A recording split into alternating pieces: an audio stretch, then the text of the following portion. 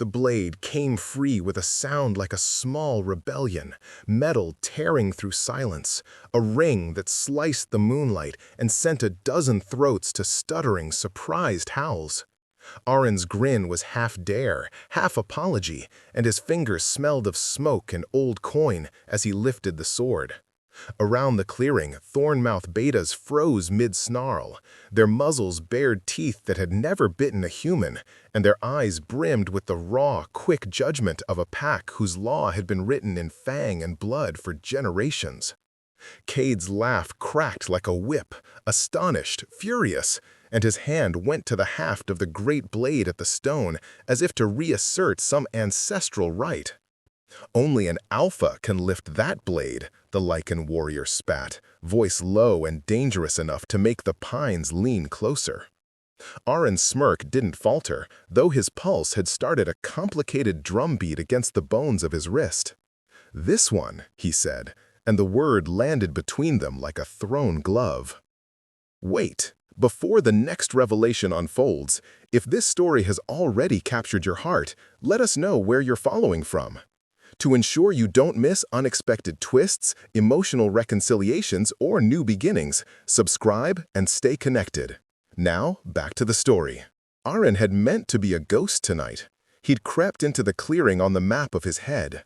Broken pines, the ruined altar sunk into moss, the ring of standing stones that locals pretended were anything but markers for old pack disputes.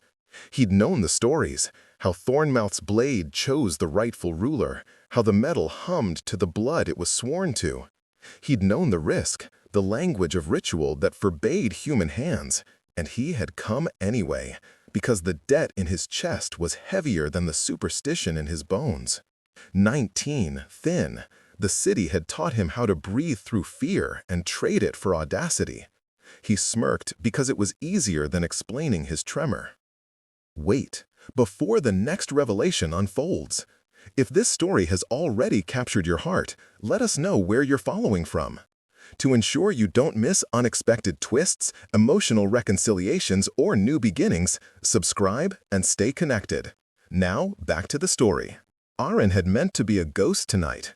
He'd crept into the clearing on the map of his head. Broken pines, the ruined altar sunk into moss, the ring of standing stones that locals pretended were anything but markers for old pack disputes. He'd known the stories, how Thornmouth's blade chose the rightful ruler, how the metal hummed to the blood it was sworn to. He'd known the risk, the language of ritual that forbade human hands, and he had come anyway, because the debt in his chest was heavier than the superstition in his bones.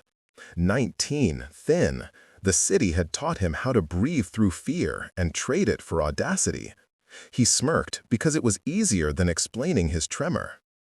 He smirked because the hand that had taken the blade was steady, and because some part of him wanted to see what would happen when the world cracked. Cade stood at the lip of the clearing like a cliff, broad-shouldered, silver at the temple where stress and old fights had claimed their toll, eyes that had learned to look without landing. He had been the Thornmouth Alpha for 12 winters, a leader carved from wilderness and necessity, the kind of man who never asked if his decisions were ruthless, only whether they kept the pack alive. He smelled Aron as if the human were a new weather system, city grime, fear, the faint copper of old blood. The blade, Thornmouth's oath steel, felt like a betrayal in Cade's hands when a stranger carried it. His authority didn't just sit on his shoulders, it braided into his ribs. To have it taken was to have the forest whisper that maybe law could be questioned. To have it taken by a human was to have everything Thornmouth feared, a dilution, a weakening, pressed into the moonlight. "Step back," Cade said, and his voice had the weight of bark splitting. The beta stepped forward, a living lattice of muscle and teeth, ready to turn the theft into a lesson. Aron didn't move. He lifted the blade and let the moon wash over its edge until the silver seemed like a promise. "I didn't come for your sword," he told them, as much to himself as to the circled jaws. I came for shelter. The beta's growls softened into shocked murmurs. Shelter?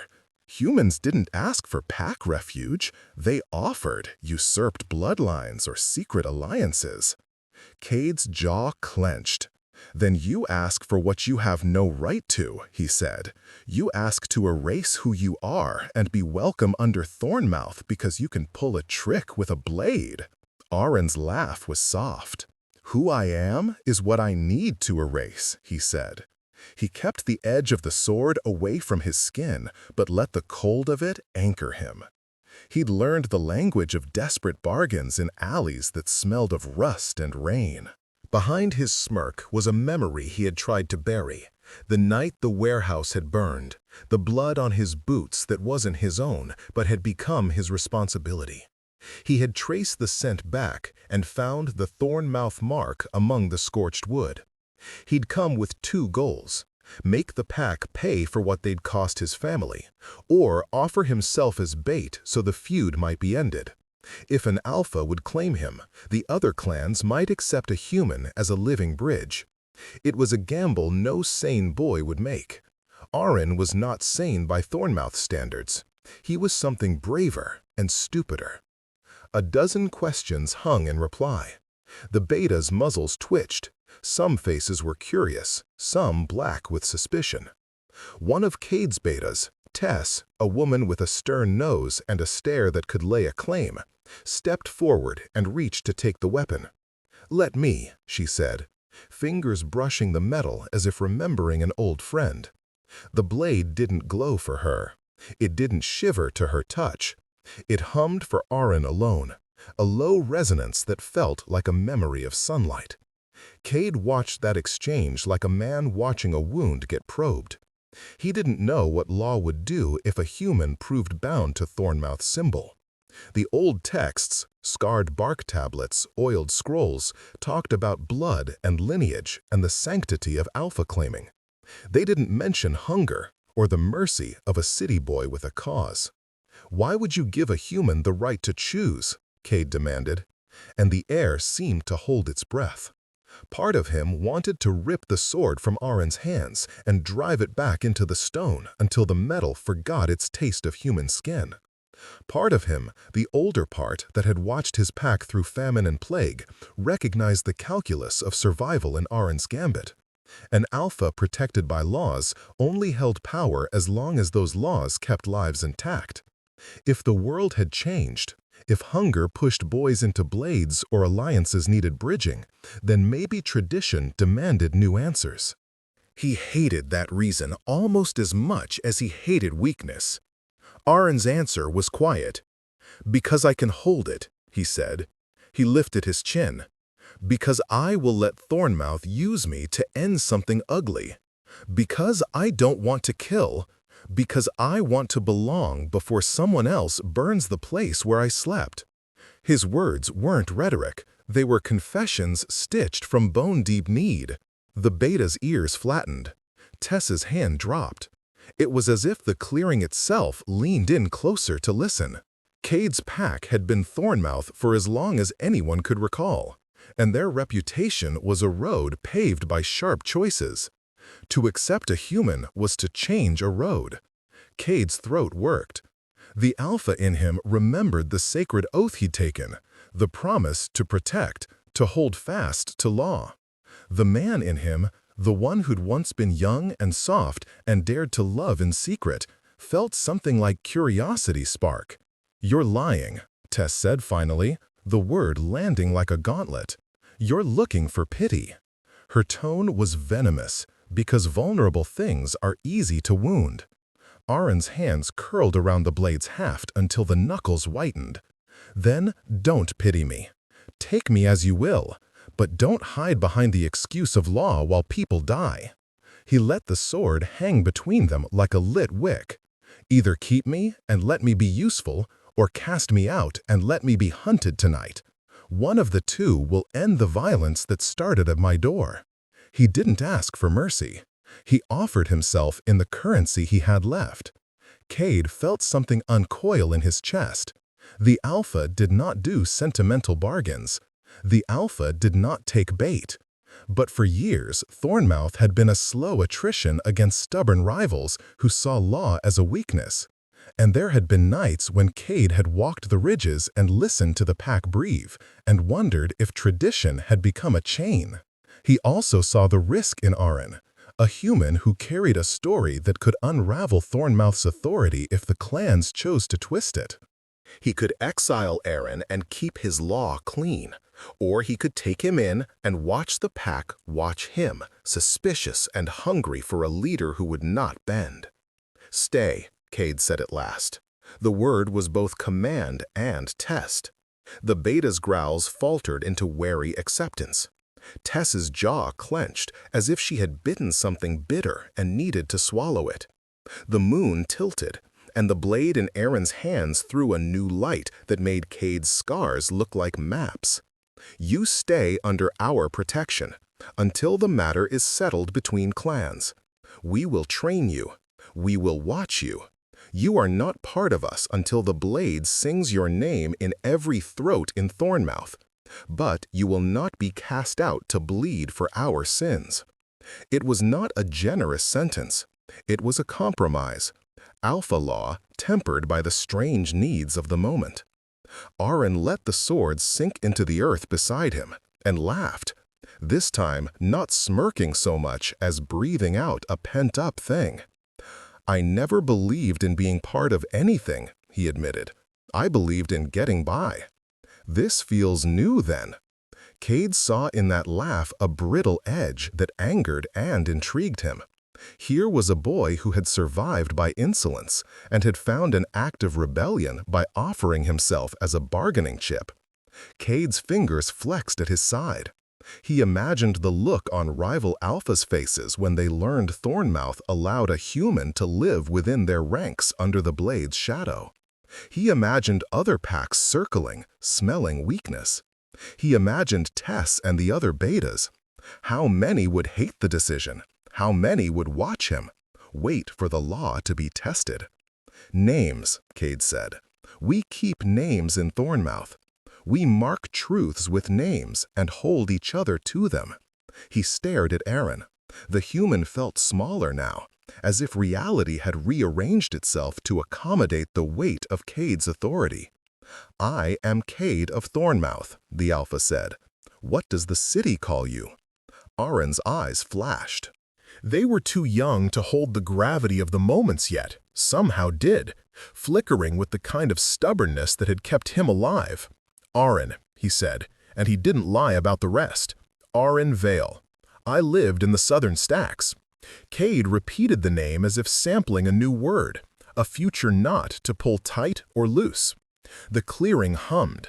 The pines kept their counsel. The blade lay there, humming faintly, as if already mapping a path neither of them could yet see. They had made a decision, one that would ripple like a stone in a still pond, because a boy had taken a blade and offered himself as currency. The pack settled around the new equation, a human under alpha protection, a blade that had chosen a hand no law had sanctioned, and an alpha who, despite every rule and every prideful instinct, had chosen to keep him alive. The dilemma that would refuse their sleep was forming like a bruise. Could Thornmouth survive a choice that might be the right one, for reasons the laws never contemplated? And could an alpha trained to see strength as simple and linear bend without breaking? The night had begun with a stolen blade and a smirk. It would turn, slowly and inevitably, into a question of belonging, of old wounds and new kinds of power. The first week under Thornmouth felt like living inside a held breath. Aaron learned how to move with eyes that were not suspicious of him, but measuring. And Cade learned how to bear the weight of being watched for mercy and weakness at the same time. Dawn arrived as a new lesson. The pack's routines were ritual, each small act a declaration of belonging or exclusion. Aaron woke to the smell of wet fur and peat, to Tess moving at his shoulder like a shadow that wanted to be friend and judge in the same breath. He learned to sleep on the ground without flinching at every twig, to eat without always counting the hands in the room for the number of bargains owed. He learned to let the cold night see him as something more than a trespasser. For Cade, the learning was opposite and far more dangerous. He found himself watching the boy in hours where formality should have filled his mind. He watched how Aaron tied his hair back with a strip of leather, how his smirk tightened into concentration when he sharpened a knife, how he hummed an off note that somehow put the dogs at ease. Being a leader had taught Cade to measure worth by performance, by loyalty, strength, quickness, but Aaron did things that were not strength in the way Cade understood. He spoke to injured pups in the low tone of someone who had known the sound of their own bleeding. He fixed harnesses with a patience that felt like care rather than calculation. He moved where betas moved, but his hands had a gentleness that stabbed at Cade's ribs. Every time he laughed, it sounded like a challenge to some old, brittle part of Cade that had believed softness was always a liability. Training started the day after the betas decided to tolerate Aaron's presence. Thornmouth's training was not merely physical. It was a mapping of the pack's world. How territory lines were read, how scent marks spoke, how a leader had to make decisions that folded pain into strategy and kept the pack whole. Cade supervised. He did not coddle. He did not praise. He corrected with the bluntness of someone who had seen poor choices cost lives. At first, Aaron met every lesson with defiance. He wanted not to be schooled by a Lycan, and he was stubborn about where he would let them shape him. He refused to learn the standard stances exactly, preferring his own crooked ways. That stubbornness was infuriating, but also, from Cade's view, useful. It allowed the boy to bend where some would have broken. It allowed the pack to see a human endure, and thus to accept the idea that perhaps the blade's choosing was no mere accident, but an omen. It was in the quiet between drills that the first cracks of intimacy appeared. One night, after the wolves had run the ridge and the pack banked itself like an island against sleep, Aaron woke because Cade's boot scuffed the earth near his side. The moon hung low and practical. It showed the lines of Cade's face in harsh fidelity. Aaron thought, foolishly, that Cade would say nothing. But Cade sat and looked at him until the silence let words pierce. "You shouldn't be out alone," Cade said, not as accusation this time, but fact. Cade's voice was softer at the edges when he spoke without the others around. The man had worn quiet like armor most nights. When stripped, it revealed something tentative. Aaron rolled onto his back and let his boots touch the cold. "I like being alone. Easier to sleep when no one is watching me be weak." Cade's laugh was short. "We don't watch to humiliate. We watch because we survive together." He leaned forward and propped his elbows on his knees. "Tell me about the warehouse." The question was sharp. It had been closing like a wound between them. The burned place, the blood Aaron had carried on his boots, the scar of a family gone. Aaron's throat closed. He could say the words like turning a key, releasing something that might break the lock, but perhaps cut him in the process. He wanted to hold close that memory, because in holding it, he controlled its shape. To tell it was to hand over a piece of his armor. "It was a lone place," Aaron said finally. "Hoarders, mostly. We did odd jobs there. The night it burned, someone tipped a lantern, maybe it was a cigarette, I don't know. I do know the mark that burned into the beam after. 3 teeth and a crescent, Thornmouth's mark." His fingers made a small circle in the dirt, tracing the emblem he'd never stop seeing. "I thought about telling you before. I didn't want to be a complaint. I wanted to be a weapon." He let out a sound that might have been a laugh or a sob. "I wanted them to take me, drag me into the center of their laws, so that my name could change the story." "I didn't think you would keep me. I thought you'd spit me out and be done." Cade looked at him for a long moment, and in that look there was something feral and something tired. "You could have killed us by bringing this up," Cade said. "You could have set the other packs against us if you had shouted it from the ridge." His palm found the sword's grasp where it lay at the camp's edge. The metal gave him a familiar weight. "Why didn't you?" "Because I came to end a feud, not start another," Aaron answered simply. "Because someone had to be small enough to fit between the cracks. Because no one else would do it. He blinked. The moon threw a pale line across his cheek. Also, because I didn't want to run. Not anymore. Cade's jaw tightened. The confession should have made him angry. Instead, it made him consider the arithmetic of leadership. A human bearing Thornmouth's mark on a warehouse beam was a target for rivals, a proof to enemies that Cade's pack had been guilty. For an alpha, choices were often cruel. Cade could mark Aaron as useful and keep him close as an asset, or he could exile him to preserve the appearance of purity. Both choices carried blood.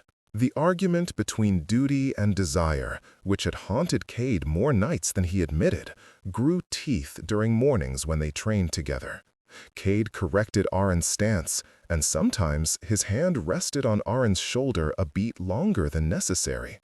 Aaron's breath hitched at those moments, and the smirk faded into something honest and open that unsettled Cade. There were moments when the alpha's control slipped, when he watched Aaron sleep after a bloody day of matches with betas, when he found himself telling the boy stories about being younger, about a sister he had lost to a rival, about how he had learned to hold his hunger in check.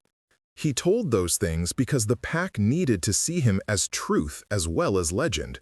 He told them because they made the boy look less like a trespasser and more like a person who could be loved and kept. Not everyone accepted the new calculus. Tess watched both of them with a narrowing look that never eased. She had been force and law for Thornmouth longer than many remembered. She had seen packs broken by fickle choices. She had once loved another alpha and watched him die because his heart moved faster than his head. She understood loyalty as a blade. The keener the edge, the more dangerous a swipe when misplaced. One morning, she came to Cade and said what needed to be said in the blunt language of someone who had paid for words. If you let this stand, some will see us as soft. Rivals will press. People die when alphas lose their edge. Her eyes flicked to the sleeping quarters where Aaron snored like a boy with dangerous dreams. You are risking Thornmouth for what? A debt? A curiosity? Cade did not answer immediately. He was learning that decisions were not made on the edges, but in the marrow, where risk calcified into choice. He thought of the blade's hum when Aaron had first touched it, the way it had responded. He thought of the city boy's face when he had confessed his reasons. He thought of the pack's slow acceptance.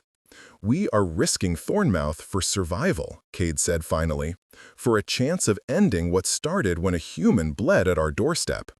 The blade, he paused, searching for the pack's language for what felt like more than law. The blade, he paused, searching for the pack's language for what felt like more than law. The blade, he paused, searching for the pack's language for what felt like more than law. The blade, he paused, searching for the pack's language for what felt like more than law. The blade has made a choice that the law does not yet have words for. We will adapt, or we will die a little with every old order we defend. And so they adapted, in small increments that looked like grace or cowardice depending on who was watching. Aaron trained with betas, breaking down and rebuilding his body into something that could hold longer nights awake. He learned to read Cade's micro-shifts in temper and to step away before anger could sharpen. He learned to keep to takings and give up certain comforts to avoid showing preference. In return, when Cade thought the world did not see, the alpha taught Aaron how to listen for the sound of wolves talking at a distance, how to read scent like a map rather than a smear. He taught him to place traps and to hide from thunderstorms so that the pack would think it had bred resilience into him and not that a human had taught the alpha something about survival. Slowly, under the moon's impartial eye, something like trust began to knit between them. It was not an easy stitch. There were mornings when an older beta spat words about impurity, when a rival's scout left a dead fox with Thornmouth's mark in a cruel mockery, when an old woman in the nearest town whispered that alphas were soft. Each insult was a test. Each test forced Cade to choose whether to enforce the old penalties or to stand by a boy who had made himself a hinge. Each time he stood, the pack shifted in small ways. Some eyes warmed, some cooled.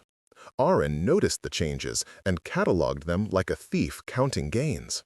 He felt the sweep of possibilities in his chest, a dangerous, intoxicating hope that perhaps he could belong. But hope made enemies.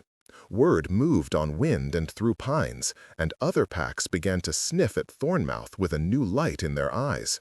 When rival packs convened in the hollow south of the river, Cade watched as alpha faces tightened like drawn bows. They spoke words that were not friendly. An old rival, Bren of Hollowfen, sent a message tied to a dead roe, an invitation to discuss the unnatural hand among wolves. Cade could have met and diffused the matter with threats or surrender. He could have exiled Aaron, which would have been both simple and vicious. Instead, because of a blade that had sung to a human, and because of logic and quiet rebellion that had come like rain, he chose negotiation that would expose them to greater risk. "We will bring him to the summit," Cadet announced to the lead betas. "He will stand. We will not hide." The news traveled like an animal's footfall, too loud, too open. Aaron's face went pale at the thought of standing among rival alphas with the blade's choice on his skin. "If he is our liability, show me where the line draws, and I will draw it," Cadet added. He wanted the pack to see him choose, not obey. He wanted to see if Thornmouth would stand with him. Aaron protested quietly, but Cade would not be swayed. "You wanted shelter," Cadet reminded him, blunt as a knife. "This is part of paying." The summit came under a sky full of musk and menace. Packs gathered like storms on different fronts, their leaders wrapped in pride and pretense. Aaron walked into it feeling the weight of too many eyes. He felt the swords hum inside his palm like a living thing. He stepped between thorn and rival for a reason that had shifted. At first it was for vengeance, and then for belonging. Now it felt like something tender and terrible, openness to a world that might love him or fracture because of him. Cade walked beside him, a steady flank of muscle and will. For the first time since the blade had been lifted, there was no audience but the future. Whatever happened at the summit would push them either closer together or tear them apart. The gap between authority and love had thinned into a knife's edge. They would soon find out whether it would cut them or bind them whole. They met the summit like two wounds agreed to stand in the same light. The hollow smelled of damp earth and old alliances. Packs gathered in a wide sloping bowl of rock and birch, the leaders perched on stones like rough gods. Faces around them were carved by seasons, hollow-cheeked, scar-slashed, eyes that judged without mercy. Thornmouth's colors, dulls of ochre and slate, seemed small among the crowd, and Aaron felt that smallness as if it were a stone in his chest. He tightened his fingers around the haft of the blade until the leather creaked. Its hum was steady, a single low note that steadied him like a pulse. Beside him, Cade moved with the slow certainty of someone who had walked this ground and never been questioned. Until now. The rival alphas circled like predators used to scenting new weakness. Bren of Hollowfen sat high and wry, his lips thinning into something almost like a smile when he saw the human at Cade's side. Another, Maella of Bracken, who had lost a litter to Thornmouth raids half a decade prior, watched with a cold that tasted like old revenge. They had gathered vows and grudges like winter garments. None of them had expected Thornmouth to place a human in the center of the ring. Some came with barbs poised. Some came to test the rumor. "An unnatural hand among wolves," Bren announced when the murmurs had swollen into a kind of angry chorus. He flicked a glance at Aaron that meant, "Prove yourself, or fall." "Cade, you ask the world to accept a breach," You ask us to acknowledge a human as if they could bear the oaths that bind a pack." Cade did not answer immediately. His jaw worked. His eyes were bright with an emotion no one could name as easily as the others named suspicion. "The blade chose him," Cade said at last, blunt and unflinching. "He stood beneath the moon, and it answered. Thornmoth answers to what the blade chooses." "And blades can be tricked," Maella said, voice like dried leaves. "Tools can be misused. Or else some animal cursed by hunger might pick it up to make a point." Her words were weapons, polished and ready. The crowd tittered like birds on a wire. Aren could have spoken. He had rehearsed answers in the night, speeches about survival, pleas for mercy, promises of service. But he found that no speech could hold against the avalanche of centuries that had birthed their suspicion. Instead, he let the blade in his palm be evidence. He held it as if it were a living thing, as if the metal might speak for him. It hummed a little, a private sound that no one else could quite hear. For a moment, he felt seen, not as a trespasser, but as a thing chosen for reasons the pack world had not yet learned to name. The summit demanded proof. Old rituals called for truth to be demonstrated by blood and by pledge alike. There were those who whispered exile as an answer, others who suggested tests of strength that would humiliate a human and soothe pack egos. Cade deflected hands that reached for the easy answer. He proposed negotiation, procedures, and a time for Aren to prove his worth without being butchered for ceremony. The rival alphas pretended to accept. The hollow hummed with underlying threats. Hours passed. They debated the letter of law and the weight of omen until fatigue softened the loudest voices. At one point, Bran approached, his gait deceptively casual. He halted a few paces from Cade, eyes darting to Aren as if savoring a possible spectacle. "Tell us, Cade," he said quietly, enough that Aren heard it like a blade whispering. "Did Thornmoth mark this boy before or after the warehouse burned?" The question landed with the weight of accusation. Aren's breath came fast, his fingers tightened on the sword. Cade's face shifted, briefly, almost invisibly, into something arctic. The careful construct he had erected to protect both his pack and the boy threatened to collapse. "Before," Cade said quickly. The word was simple, meant to be a fact. But Bren's mouth twisted. "Is that so?" Bren's eyes narrowed. "So you claim you were chosen, and yet a Thornmoth mark burned in that warehouse. That would look like guilt, Cade. It would look like concealment." The crowd swelled, small sounds of interest rippled. Aren felt the room tilt.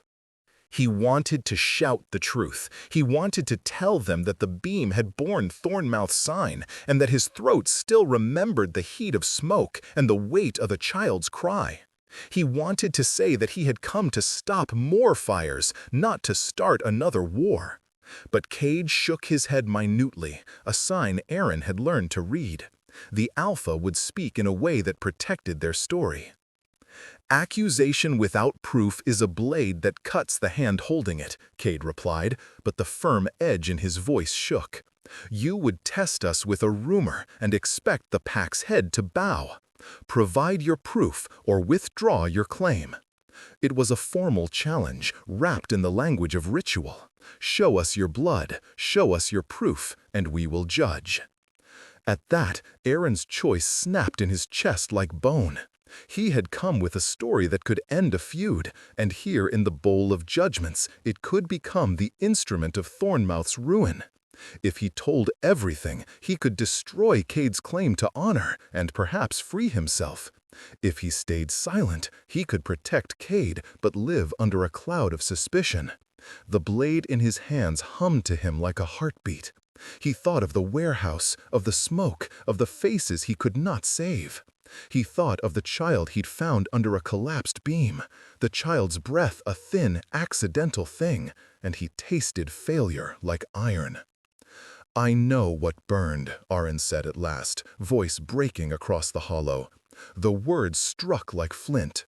"I know it bore Thornmouth's mark." An audible gasp cut through the gathering. Bren's smirk softened into something like triumph. "There," he said, pointing, "the breach bears guilt." Cade's head snapped to Aaron. The Alpha's eyes were hard, but held in them was also a terrible hunger for truth. "Explain," he ordered. The command was not just to Aaron. It was to the whole assembly. "Tell us, or we fracture here."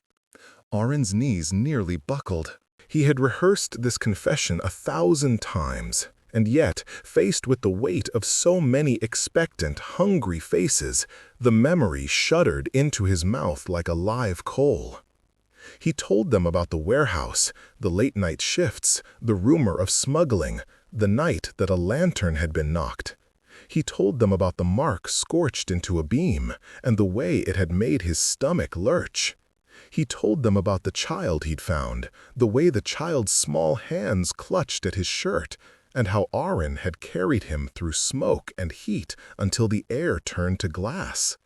He confessed, painfully, that he had believed Thornmouth men had been in the warehouse that night. He had found their sigil, he had found a smear of fur on a torn bundle, he had followed a scent. He had sought vengeance. He had wanted Thornmouth blood on his hands to even the ledger. As he spoke, the hollow held him like a cup. Words tumbled out of Aaron that were rough and ragged and true, admissions of anger, of being a boy with nothing left but a debt, of having wanted to make the pack pay. He did not speak to incriminate so much as to explain how survival can twist a child's compass. He told them that when he'd found the mark, he had seen not only guilt, but a way to belong. If he could force ownership of the wound, he could make an alliance by making himself small enough to be held. When the confession ended, the silence that followed was not simple. It was layered with outrage, with pity, with the cold calculus of rival leaders. Bren's face was a smile of knives. Mila's jaw had hardened. Tess, Thornmouth's own, looked like a woman who had swallowed betrayal and tasted ash. "You tricked us," she said finally to Aaron, and there was no tenderness in it. "You came with a story to make us look guilty, and yet wanted to be accepted. Why should we believe you didn't bring this to ruin us?" Aaron's face burned. "I didn't come to ruin you," he said. "I came to end a feud, to be a hinge, to—" His voice broke. He wanted desperately to be believed. I wanted to belong. Cade's reaction was a slow thing. He had built a shield around Aaron in weeks, training, commands, quiet looks. Now that shield was being shattered by implication.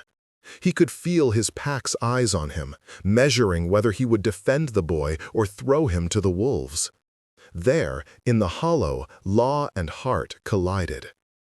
"You could have lied," Cade said to Aaron, and the words were bleak, a man's attempt not to break the other with compassion, but to test him with the cold. "You could have kept this secret and let us live with the stain. Why reveal it now?" "Because secrets rot," Aaron answered fiercely. "Because I couldn't live with it. Because I thought if I brought the truth, they'd have to choose to be better." His voice was raw. "Because I thought being honest was the only way I could stop another fire." Cade's hand tightened at his side where it brushed the sword's haft. The Alpha's mind raced. If Aaron's accusation was true, then rival packs had ammunition to wound Thornmouth's honor. If false, then Aaron had manufactured a lie that could shatter alliances. Either way, the cost could be blood. Bren stepped forward, his voice now venom made public.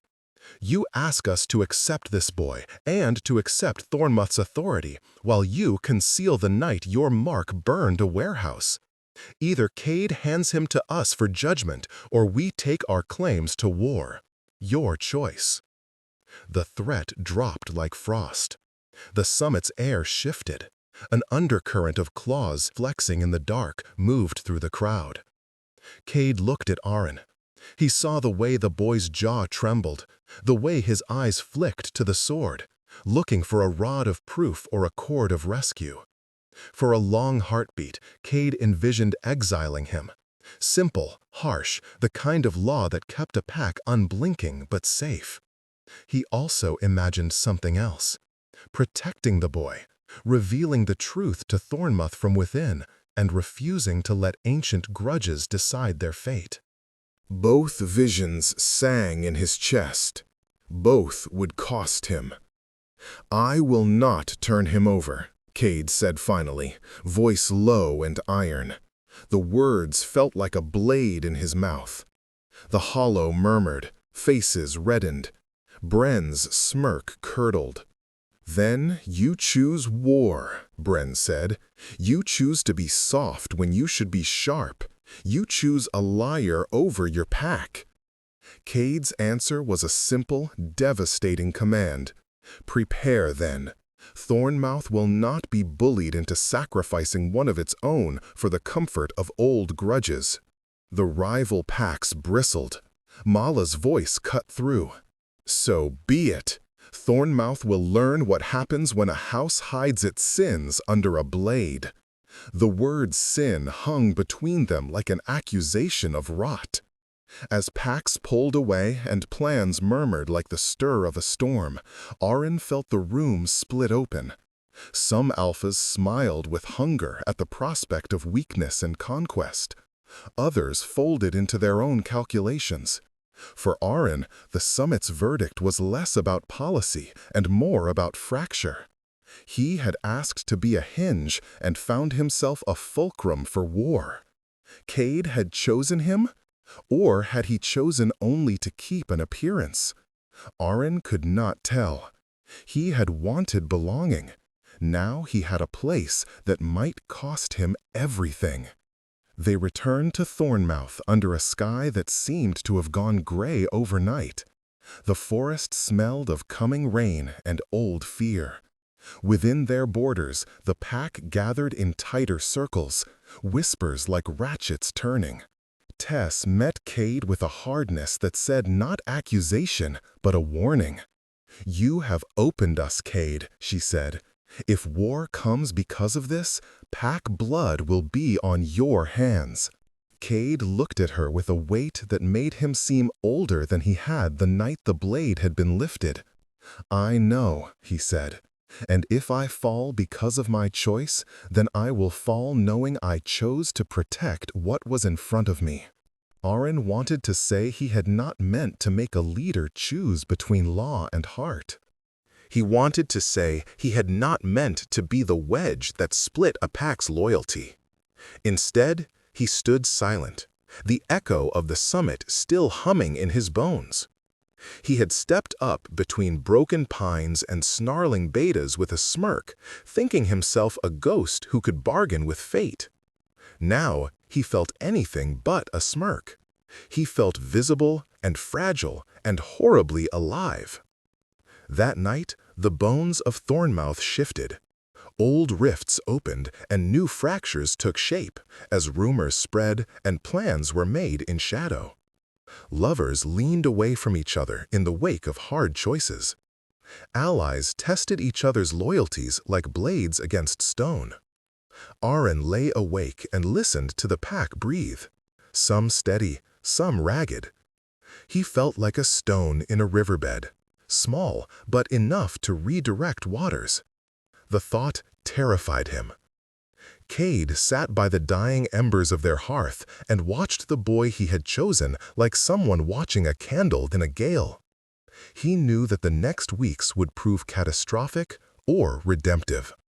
He also knew that the hinge he had placed at Thornmouth's center had not only opened a path for belonging, but also offered rivals a chink that could break them all. The choice was no longer theoretical. It was a decision that had teeth and breath and would bite.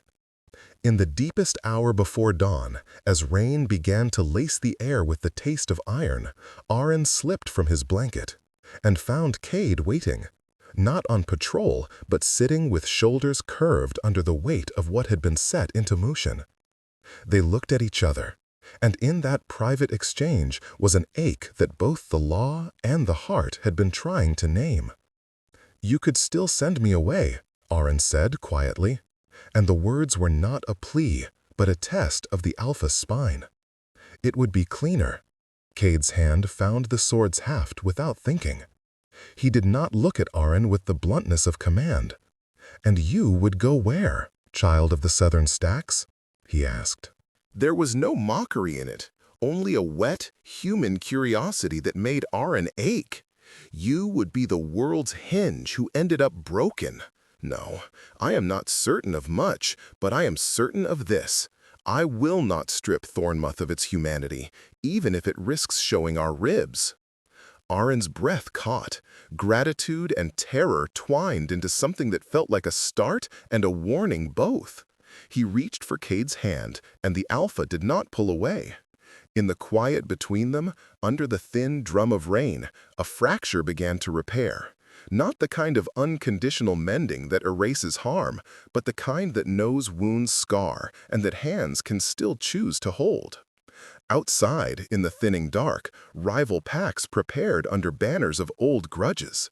The coming days would test law and heart until one of them splintered. Inside Thornmouth, the choice to keep a human had made them larger and more vulnerable, oddly like a wound that let in new air. The fracture lines were clear now. Some would step away, some would step forward. The pack would be forced to answer whether love could be allowed to rewrite law, or whether law would demand love's sacrifice. And in the hollow of that storm, Arin understood, terrifyingly, that belonging was never only sweetness. It could be a blade, and sometimes the blade was the only thing that could show you where you bled. Moonlight braided with rain when the first horns sounded from the southern ridge, low, accusing, a summons that tasted like iron. Thornmouth snapped awake as if the call had been wired into their bones. Torches flared, paws found earth, and Cade's hand closed on the sword at his side as if to anchor himself to the present. Arin felt the world tilt. The summit had been a match struck near powder, and now flame answered. The rival packs were coming, and with them a test Cade had promised to meet rather than hide from. They moved like a single organism, Thornmouth's flank folding into battle readiness. Betas took positions, ears flat, teeth bared into the mask of duty. Tess issued orders with the hard cadence of someone who had seen too many needless deaths and had learned to try to prevent them. Arin stood at Cade's side, not because law claimed him, but because he had said he would be useful. The blade hummed faintly in his palm, and the sound steadied his breath. He had not imagined being brave so often, nor being called upon to hold a thin line between mercy and massacre. The first collision was not cinematic. It was a shard to shard of breath, a meeting of claws and wills that left no room for heroics. Rivals pushed like black weather. Thornmouth answered with disciplined ferocity. Arin moved with an awkward grace, human limbs learning to anticipate wolf-bred rhythm. He blocked, he stumbled, he learned the cut of a shoulder against his ribs, and the way a pack closed when a leader's voice commanded cohesion. Cade fought with the austere cruelty of necessity, each strike a ledger entry to keep the pack whole. Yet his eyes kept finding Arin, tracking the boy the blade had named. Each time those eyes met his, Arin felt carved open and offered, and in that exposure he found a furious, defining kind of courage. Mid-fight, a rival alpha, Bren, bold and cruel, broke through Thornmouth's line and aimed for Cade. The world narrowed to hot breath and the metallic taste of blood. Bren's blade found shoulder, tearing Cade's hide, and the Alpha staggered, surprise flashing across his face, not at the pain, but at the possibility of failure. Time paused in that impression. The pack could rally and fall, or they could bend into a new kind of order where a leader's wounds were not the end. Arin did not think. He moved into the space between Bren and Cade, raising Thornmouth's sword as if to block a fate he could not bear to watch.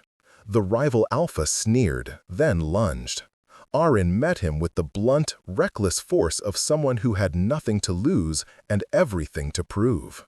The blade took the blow meant for Cade. Metal shrieked. Arin's shoulder burned with a heat that told him bone might be involved. He fell to one knee, wind knocked out, and the clearing filled with a breathless, horrified pause. Cade was at his side in one pack-breathed instant, fury rippling through him like a tidal wave. He answered with a movement that was not merely ferocity, but a raw human panic. He tore Bren down with a force that spoke of ownership and terror. Arin tasted blood and rain and the strange steadiness of having chosen this. He looked up and met Cade's eyes, which were wet and feral at once. "Stay with me," Cade said, voice reduced to a rasp that carried more plea than command. Arin laughed, a small, disbelieving sound that ached with relief. "You always make things traumatic," he whispered. Tess moved with surgical calm, dragging Arin behind a battered palisade where betas formed a living wall. She pressed a cloth to his shoulder and cursed under her breath. "You stupid, stubborn," she began, but her words softened when Cade's hand found Arin's, fingers testing bone through torn leather. The touch was not platonic or duty-bound. It was an immediate, undeniable claim. Cade's thumb brushed the damp where blood and rain mingled. "You're not paid in coin here," he muttered. "You're paid in our blood and our keeping." Arin's vision blurred at the edges. He wanted to tell Cade he had not meant to be a martyr. He wanted to tell him he had wanted only to be useful. Instead, he let the sword lie across his lap like an answered question. He pressed his palm to Cade's calloused skin until the Alpha's fingers tightened like an anchor. Somewhere in the roil of battle, a pup whined, a sound that knifed through fear and refocused rage into protection. The battle turned then, not because reinforcements arrived, but because Thornmouth's center held. Cade fought like a man who had something priceless tethered to his chest. The betas, seeing their Alpha defend what he claimed, gained more than strategy. They gained a reason. Rivals faltered against a cohesion born of a leader willing to bleed for a hinge he had chosen. Bren, smelling defeat, slunk into the forest, leaving Thornmouth to their breath and broken leaves. Tension unearthed relief that tasted both like victory and like mourning. When the clamor ebbed and the night settled into shivering quiet, leaders counted losses. Thornmouth had taken wounds, shallow and deep, but the pack remained. Arin lay propped against a stump, Tess and a healer binding his shoulder with a patience that bordered on tenderness. Cade sat opposite, his own wound crudely wrapped, blood drying along his temple. They looked at each other across small smoke and the steadying, starless dark. "You could have stayed back," Cade said. Not reproach, but marvel threaded through his voice. "I couldn't watch you fall," Arin said, words simple and terrible. "Not when I'd chosen to be here." Cade's laugh was thin. "Choice will get you killed," he murmured, but his hand found Arin's again, fingers curling like vow. "Maybe choice will also make us more than what the law expected." Arin's lips lifted into a real smile, not a smirk for an audience, but a dangerous, honest thing. Blood warmed his palm where Cade's skin met his. Around them, Thornmouth tended their own. Healers moved, pups nosed, betas argued softly about rebuilds. War had come and left a bruise, But it had also carved clear something that law alone never could. The Alpha had chosen protection over purity, love over cold decree, and in that choice the pack had found a new axis. Cade leaned forward, closing the small distance, and pressed his forehead to Aron's in a gesture that had no ritual, but carried an irrevocable promise. "Stay," he breathed. "If the pack will have you, stay." Aron closed his eyes and let the world recede to the warmth of that press. He had come to Thornmouth to be bait, or belonging. The sword had chosen him, and Cade had chosen him back. The sacrifice had been not only flesh, but reputation, law, the easy path of exile. In the hush after the fight, both had given that up. For Aron, it was terrifying and whole. For Cade, it was surrender and claim braided tight. Outside, the forest held its breath and began to listen to a different story, one where a human and an alpha had bled beside each other, and where a blade had been lifted by a hand the old orders never expected. The night would remember the echo. The dawn would test them again. But for a moment, scattered with rain and blood and the quiet drag of exhausted breath, two people chose one another beneath the moon, and in that choosing there was both redemption and a reckoning that would reshape Thornmouth forever. They rebuilt in small, stubborn ways, mending palisades, re-stitching banners, ritually burying the dead with names said aloud so no absence could be papered over. Thornmouth's morning was slow with repair and with argument. Tess argued for stricter patrols and old rights, while others, mice-brave now that the worst was survived, proposed openness where secrecy had reigned. Cade moved through those debates like a weathered root, steady and patient, answering when he needed to and holding silence when he did not. Aron learned the currency of small duties, carrying water, smoothing a blanket, teaching a pup to obey a call, tasks that were less glamorous than battle but more binding. Each mundane service tied him to the pack in a way a blade never could. At night, the camp settled into a new ritual. They still gathered at the circle where the blade had been taken, but now it lay sheathed and quiet at a respectful distance between Cade and the hearth. Betas and elders would tell the story differently, depending on the audience. To pups, it was about courage. To older skeptics, it was about calculated risk. The truth sat somewhere in the middle. An alpha who chose to hold a human who chose to stay and to be vulnerable. That truth shaped the pack into something that rubbed against old rules like a new skin. Cade and Aron discovered tenderness in the ordinary, a hand to steady a climb, a shared scarf against wind, the private ritual of passing the mug of broth. The Alpha taught Aron how to read scent the way one reads a map. Aron taught Cade how to listen for the quiet admissions people make when they think no law watches. There were nights when they argued over small things, and mornings when they found each other before the sun rose. Neither pretended the world had softened. Both learned to fold their vulnerabilities into a partnership that was strategic as much as it was fierce. Rumors did not vanish. They braided into new myths, some cruel, some reverent. Rival packs tested edges now and then, but Thornmouth had answered war and chosen cohesion. They had scars that proved their mettle and choices that refused easy undoing. Within the pack, loyalty reworked itself. Some left with bitter dignity. Others stayed and found their definitions altered. The Blade song softened into an everyday hum that marked not ownership by blood, but the work of being chosen and choosing in turn.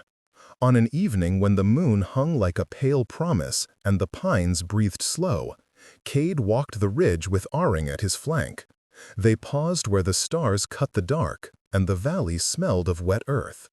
Cade reached for Aron's hand, not as command, but as question answered. Their fingers closed.